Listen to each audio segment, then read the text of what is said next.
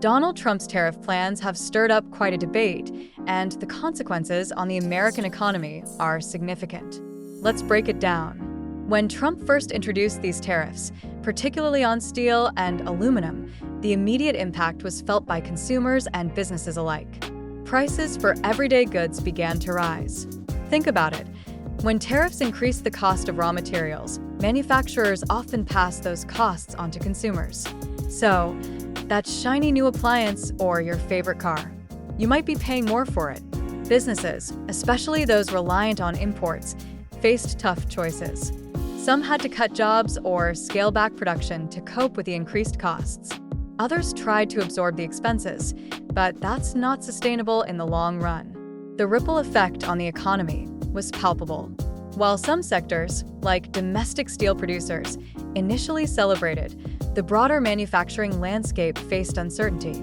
Now, let's talk about the Democratic response. They've been vocal about the negative impacts of these tariffs, arguing that they hurt the middle class more than they help. They point to the job losses and increased prices as evidence that Trump's approach is misguided. The Democrats have proposed alternative solutions, focusing on trade agreements that prioritize fair practices without resorting to tariffs. They argue for a more strategic approach that fosters international cooperation rather than confrontation. The political battle surrounding these tariffs has been fierce. Republicans are divided. Some support Trump's aggressive stance, believing it protects American jobs, while others worry about the backlash from consumers and businesses.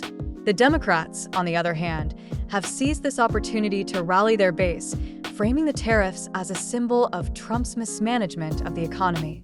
As we look at the global ramifications, it's clear that these tariffs have strained relationships with key trading partners. Countries like China and Canada have retaliated, imposing their own tariffs on American goods. This tit-for-tat approach could lead to a trade war, which would further disrupt global markets and supply chains. The interconnectedness of today's economy means that what happens abroad can directly affect American consumers and businesses. As we approach the 2024 elections, the implications of these tariff policies will be front and center.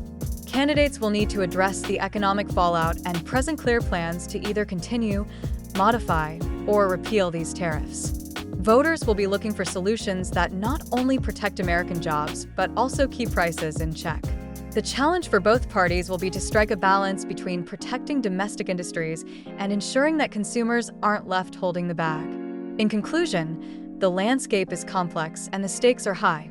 The decisions made today regarding tariffs will shape the economic narrative leading into the elections and beyond. The American public is watching closely, and how these issues are addressed could very well influence the outcome in 2024.